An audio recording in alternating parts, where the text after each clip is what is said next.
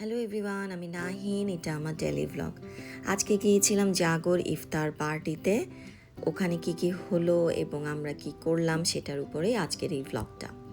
সকালবেলায় ঘুম থেকে উঠেই বারান্দায় চলে গেলাম প্রকৃতির সাথে একটু সময় কাটানোর জন্য, যেটা আসলে কোনোভাবেই সম্ভব হয় না। 2 সেকেন্ডও আসলে থাকতে পারি কিনা সন্দেহ।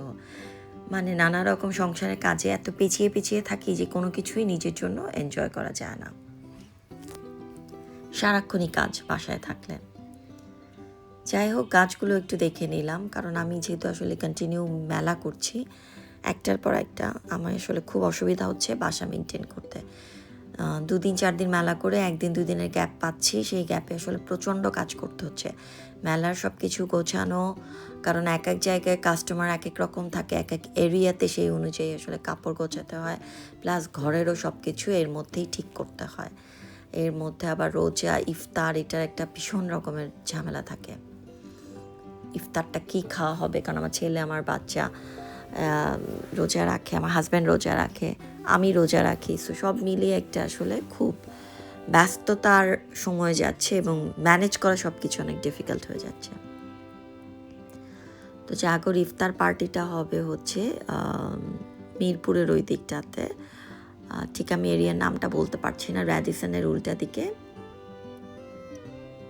সেনা প্রাঙ্গণে।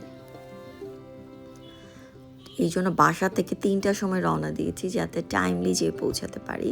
কারণ হচ্ছে আবার আমার হাজব্যান্ডকে তার অফিস থেকে তুলতে হবে গুলশান 1। এই রমজান মাসে কোথাও তো যাওয়াটা আসলে মোটামুটি শাস্তির মতো, কারণ চারিদিকে জ্যাম থাকে এবং প্রচণ্ড জ্যাম, ঠেলে ঠেলে ঠেলে ঠেলে যেতে হচ্ছে। দেখে মনে হচ্ছে যে একদম প্রায় বিকেল বিকেল হয়ে গেছে, আসলে বিকেল হয়নি, এটা খুব বেশি হলে 3:30টার সময়। আমার হাজব্যান্ডকে তুলে নিয়ে আমরা চলে এসেছি সেনা প্রাঙ্গণে। এখান থেকে আবার উপরের ব্রিজগুলো দেখা যায়, এখানেও ঢুকতে আসলে জ্যামে পড়তে হয়েছে। এরপর আমরা অডিটোরিয়ামের ভিতরে ঢুকলাম। জাগোতে বেশিরভাগ সময় আসলে সব সময় ওরা সাদা পরে, এবং এটা যেহেতু আসলে অনেক দিন ধরে আসছি, সো আমি জানি যে ওদের থিম হচ্ছে হোয়াইট এবং ওরা অলওয়েজ হোয়াইট পরে। সো আমিও হোয়াইট পরে গিয়েছিলাম, একটা হোয়াইট খাড্ডি পরেছি। সো একটু ঘুরে ঘুরে দেখছি আমি চারিদিকে, এবং বিভিন্ন জায়গায় ওদের স্ক্রিন থাকে। এই স্ক্রিনগুলোতে ওদের যে অনেকগুলো স্কুল আছে, সেখান থেকে সব বাচ্চারা একই সময় ইফতারে জয়েন করে।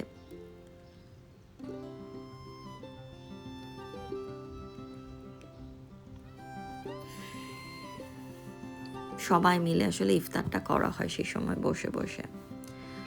এইবার আসলে বুঝতে পারলাম যেটা, সেটা হচ্ছে এই যে ইউএসএইড যে ফান্ড বন্ধ করে দিয়েছে, এটা যে আগর ইফতারে যে বুঝলাম, ওদের ইফতারে অনেক আইটেম থাকে খাবারের, অনেক খাবার, অনেক কখনো শর্ট পড়ে না। এবার আমরা যখন খেতে বসলাম তখন হচ্ছে চিকেন বিরিয়ানি যখন দিল, একটা টেবিলে আমরা মিনিমাম 10 থেকে 12 জন বসেছি, কিন্তু প্লেটের মধ্যে চিকেন এসেছে বিরিয়ানির মধ্যে মাত্র 3টা বা 4টা। এর পরের পর আবার যখন পোলাও এসেছে, সেখানে কোনো চিকেন নেই, আর ছিল হচ্ছে খাসির মাংস, সবজি। তো এটা কখনো আসলে আমি আজ পর্যন্ত জাগর ইফতার এটা টের পাইনি, সবসময় অনেক বেশি খাবার থাকে। তো এবার যে মনেই হয়েছে যে আসলে বোধ হয় ফান্ড কাট হয়েছে। তো আমি চিন্তা করছিলাম, এই যে এতগুলো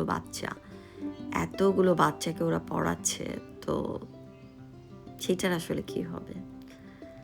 এখনো প্রায় 1200 বাচ্চার মতো কোনো স্পন্সর নেই।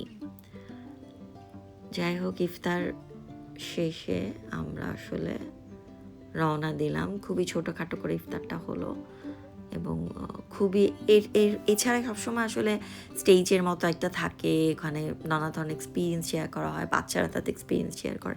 এবার কিছুই হয়নি, খুবই ডাল একটা ইফতার ছিল জাগর।